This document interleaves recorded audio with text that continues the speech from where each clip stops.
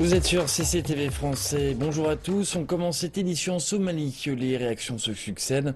Après l'explosion de dimanche dans la ville de Baïdoa, la zone avait été relativement calme pendant des années. Ce double attentat suicide soulève bien des inquiétudes. Des scènes chaotiques à Baïdoa, des dizaines de personnes ont été tuées dimanche et les hôpitaux luttent pour faire face aux nombreux blessés qui arrivent. Les cas les plus graves sont envoyés à Mogadiscio ou même à l'étranger. Al-Shabaab a pris pour cible un restaurant et une intersection de la ville. Ils tuent des innocents et nous savons ce qu'ils ont fait à Mogadiscio. Nous condamnons cet acte barbare et nous prions pour les blessés. Vendredi, 2 attentats suicides ont eu lieu dans une rue passante de Mogadiscio. Un hôtel populaire auprès des responsables de gouvernement a été pris pour cible. La réponse à ces attentats a été cet avertissement. Tous ceux qui financent ou soutiennent les activités terroristes auront affaire à la loi. Il est évident que les militants prennent des innocents pour cible. Nous allons combattre ces organisations et entreprises qui financent et soutiennent Al-Shabaab et toute autre activité terroriste. Les forces de sécurité du pays ont été mobilisées et les forces de maintien de la paix de l'Union africaine ont besoin d'être renforcées dans le pays. Direction l'Afrique du Sud à présent, où la reprise des cours sur le campus de l'université de Pretoria s'est faite sous une forte présence policière.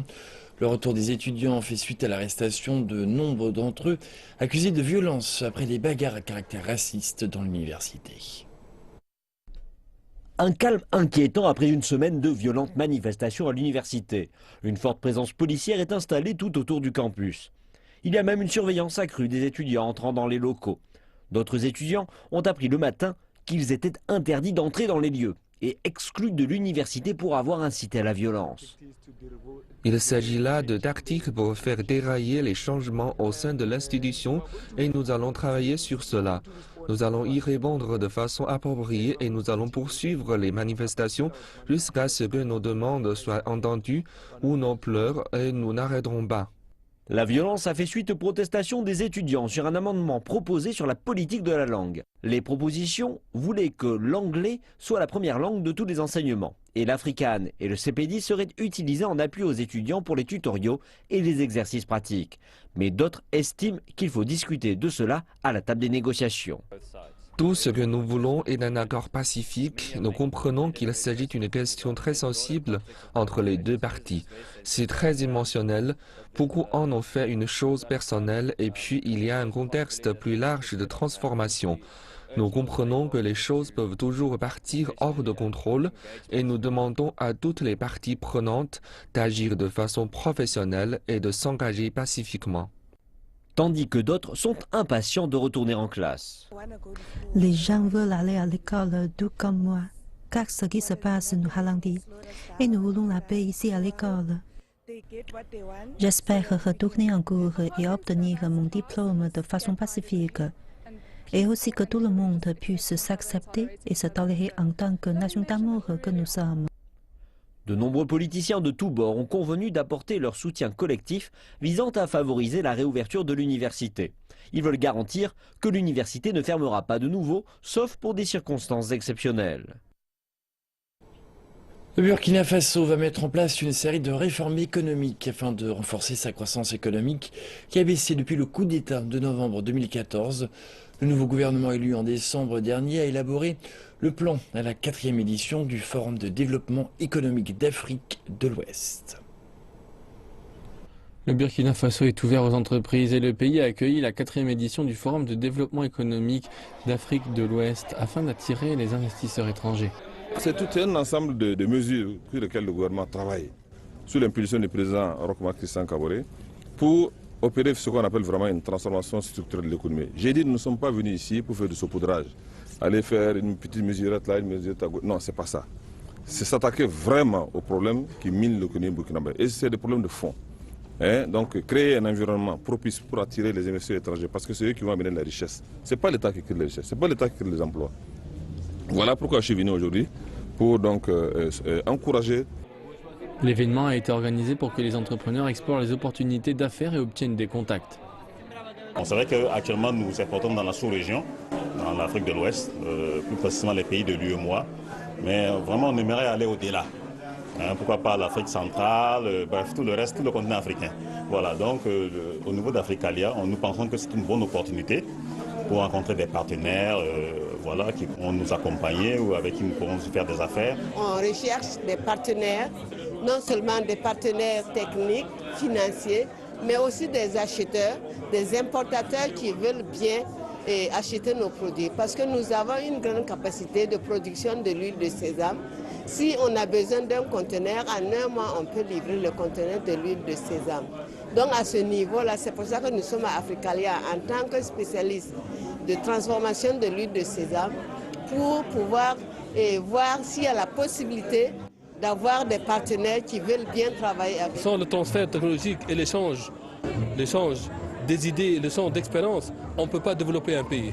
Donc, et ça, c'est dans ce contexte, dans ce but qu'on vient, les Tunisiens, au Burkina Faso. C'est-à-dire présenter des produits adaptés à l'environnement de la région, mais aussi un transfert technologique pour qu'avec le temps, les Burkinabés se mettent à fabriquer leurs propres produits tout seuls. Le Burkina Faso a aussi décidé d'investir dans les PME en les soutenant financièrement. En Afrique centrale à présent, où la Chine et la République du Congo ont conjointement établi la Banque sino-congolaise d'Afrique. Le travail préparatoire pour la banque a commencé. C'est la première banque chinoise à développer ses activités dans la région d'Afrique centrale. La première filiale en Afrique du groupe bancaire chinois, la Banque sino-congolaise d'Afrique, sera construite dans la capitale du Congo, Brazzaville. Le président Denis Sassou Nguesso a posé la première pierre du bâtiment qui accueillera la banque. En mars 2013, durant la visite du président chinois Xi Jinping au Congo, le président Denis Sassou Nguesso avait proposé la formation d'une banque d'affaires commune afin de promouvoir le développement financier du pays. Nous accueillons avec les bras ouverts l'établissement de la Banque sino-congolaise d'Afrique. Comme je l'ai mentionné dans un discours ce matin, l'ouverture de la Banque sino-congolaise d'Afrique est ce que nous avons attendu 50 ans et maintenant elle est enfin réalisée. Nous nous réjouissons. Le président Denis Sassou Nguesso a lui-même participé à la cérémonie. Cela montre qu'il accorde un grand intérêt à ce projet. La Banque agricole de Chine est un grand actionnaire de la Banque sino-congolaise d'Afrique. Elle offrira des systèmes d'information complets, la formation du personnel, le management et le soutien technique. Selon le gouverneur adjoint de la Banque agricole de Chine, Gong Chao, le soutien améliorera grandement l'industrie financière du Congo et encouragera le développement économique du pays. Après l'achèvement, je veux que la banque devienne un pont et un lien pour la coopération Chine-Afrique, pour promouvoir le développement économique, servir le peuple de Congo-Brazzaville et promouvoir la relation amicale entre la Chine et le Congo. Je vais aussi améliorer la coopération stratégique bilatérale entre les deux pays. La Banque agricole est l'un des plus grands groupes bancaires chinois avec des filiales à Tokyo, Singapour, Dubaï, Francfort, New York et Sydney. Et à l'approche des sessions annuelles de l'APN et de la CCPPC, Monsieur l'ambassadeur de la République du Congo en Chine a rencontré notre journaliste Xie Chengcheng pour exprimer son point de vue face à cet événement majeur de la vie politique chinoise. Bonjour, Monsieur l'ambassadeur. Vous assisterez à la session annuelle de la CCPPC et de l'APN en tant qu'observateur étranger. Quels sont les sujets qui vous intéressent le plus? C'est avec beaucoup d'intérêt que je participe à ces réunions, notamment quand l'occasion nous est donnée à nous tous qui sommes invités de prendre connaissance du rapport d'activité de ces deux organes et surtout du rapport d'activité que présente le gouvernement à l'Assemblée populaire nationale. Je pense que la CCPPC et l'APN permettent aux ambassadeurs étrangers comme vous de mieux comprendre la politique intérieure et internationale de la Chine. Pensez-vous que la Chine et la République du Congo puissent s'inspirer mutuellement de leur voie de développement et de la gouvernance du pays? C'est peut-être aussi l'objet de l'établissement des relations diplomatiques qui a eu lieu entre les deux pays depuis longtemps et on peut dire aujourd'hui le fort haut niveau de coopération qui caractérise les relations entre la Chine et le Congo. Depuis sa prise de fonction, le président Xi Jinping tient sa promesse d'approfondir les réformes pour garantir un meilleur développement au pays. Quelles sont vos remarques sur sa gouvernance? Je pense qu'il a su tenir compte de la situation de la Chine d'aujourd'hui et aussi du passé récent de la Chine qui était fait d'une très forte croissance. Et naturellement, s'il s'arrête, comme on dit, essaie de dormir sur les lauriers, ce ne serait pas évident pour la Chine de tenir les défis qui s'opposent à elle aujourd'hui. Il fallait absolument approfondir cette politique d'ouverture et de réforme, et c'est ce que le président Xi Jinping fait si habilement. Cette année, nous célébrons le 60e anniversaire des relations sino-africaines. Selon vous, quelles sont les caractéristiques de cette amitié si unique et comment la Chine et les pays africains doivent-ils coopérer dans l'avenir? Effectivement, quand vous parlez de relations sino-africaines, je pense que c'est la référence qui est faite à l'année à laquelle la Chine a établi les relations diplomatiques avec un premier pays africain, je crois que c'était l'Égypte, en 1956. C'est un peu le pays qui a ouvert la voie à tous les autres. Vous noterez qu'à cette époque, il n'y avait pas encore beaucoup de pays africains indépendants. Et l'Égypte était déjà parmi ceux-là, a ouvert la voie donc aux autres pays qui ont suivi, surtout dans les années 60. C'est un grand événement qui a d'ailleurs été déjà salué en 2006, quand s'était tenu le premier sommet du Forum Chine-Afrique, qui normalement, comme vous le savez, se tient au niveau ministériel. Mais pour saluer cet événement, déjà, en 2006, les deux parties avaient convenu de tenir tout un sommet ici en Chine.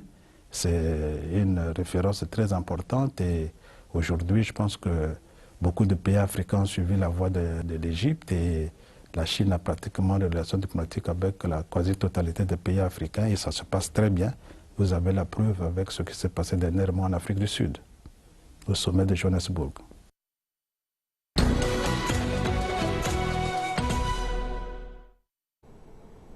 Après plusieurs mois d'absence de pluie, les agriculteurs appréhendent une éventuelle sécheresse. Le déficit pluviométrique et les températures douces qui ont marqué les 3 derniers mois en inquiètent plus d'un. Une situation qui a d'ailleurs engendré de nombreux problèmes de travaux agricoles, notamment l'assèchement des sols en surface. Les agriculteurs sont ainsi les premiers à souffrir de cette situation problématique. Labourer les terres devient très difficile et les nouvelles cultures peinent à pousser et à se développer. Cette année fut exceptionnelle. Des mois d'hiver très doux, sans pluie ni neige. Mais la sécheresse inquiète le monde agricole, même si la cote d'alerte n'a pas encore été atteinte. Une sévère sécheresse sévit sur la plupart des régions du nord de l'Algérie, suscitant l'inquiétude des paysans qui commencent à être envahis par le doute. Le manque de pluie est accompagné d'une remarquable douceur avec des températures très élevées pour la saison, faisant de ces mois les plus doux dont se rappellent les opérateurs du secteur agricole. De nombreux experts soulignent que la raison principale de cette sécheresse s'explique par le réchauffement climatique. Donc ces 3 dernières années, concernant les températures, donc on a remarqué une augmentation des températures, surtout en termes de fréquence du nombre de jours dépassant un certain seuil.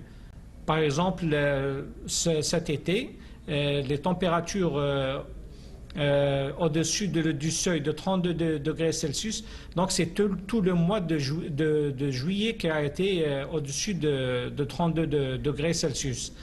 Alors que pour les précipitations, donc on a une tendance à la baisse et surtout ces dernières années. L'inquiétude est d'autant plus grande que ce manque de pluie survient à un moment crucial de la saison, celui où la température commence à monter, alors que les plants ont besoin d'eau pour assurer un bon développement. C'est la menace la plus redoutée chez les agriculteurs, la sécheresse de fin de saison, qui peut transformer une saison prometteuse en cauchemar. C'est en cette période, à savoir l'hiver, que le manque d'eau serait fatal pour les récoltes. En effet, le manque d'eau a influé sur les prix des fruits et légumes au niveau des marchés. Cette année est très différente des années précédentes en termes de précipitations. Il pleut rarement, le climat est chaud, comme si nous étions au mois d'août alors que nous sommes en février. Cela a conduit à une hausse des prix des légumes et des fruits. Nous sommes très inquiets en raison de ce manque de pluie et de la hausse des températures. Des tremblements de terre se produisent aussi de temps à autre. Le climat de cette année sera inscrit dans l'histoire. Les pêcheurs disent que les stocks de poissons dans le plus grand lac d'Afrique sont si bas qu'ils craignent de ne plus pouvoir pêcher du tout dans les années qui viennent.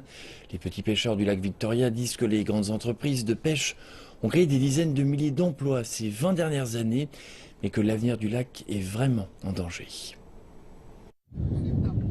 Parfois, on croirait qu'il y a de la place pour tout le monde dans le lac le plus grand d'Afrique. Et pourtant, les pêcheurs qui en dépendent disent qu'il n'a jamais été aussi bondé. Ces 20 dernières années, le lac Victoria a connu un boom des entreprises de pêche. Or, les stocks de poissons ne sont pas inépuisables. Des centaines de pêcheurs à leur compte ont déjà abandonné. Et d'autres se demandent si leurs enfants pourront leur succéder.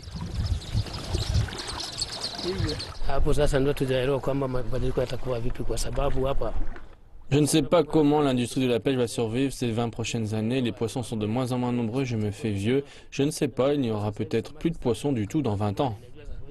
Il n'existe pas de solution facile ici. Les grandes sociétés de pêche font vivre une grande partie des 30 millions de personnes qui vivent autour du lac Victoria et rapportent des millions de dollars au PIB des pays riverains. Mais malgré des régulations plus restrictives, un expert dit que tout ne peut pas être surveillé. Nous avons tendance à sous-estimer. Nous n'avons pas les vrais chiffres pour dire si nous avons atteint des niveaux durables. Il y a une instabilité potentielle pour l'industrie de la pêche et c'est inquiétant pour les petits pêcheurs et les communautés qui vivent de la pêche. Les gouvernements ont déjà interdit les filets destructeurs et créé des zones de non-pêche. Mais même chez les petits pêcheurs, les prises illégales sont légion. On dit qu'il ne faut pas donner un poisson à un homme, mais plutôt lui apprendre à en attraper un. Mais au lac Victoria, le problème est d'apprendre aux gens à pêcher moins. Et c'est la fin de cette édition. Merci de votre attention et à très bientôt sur CCTV Français.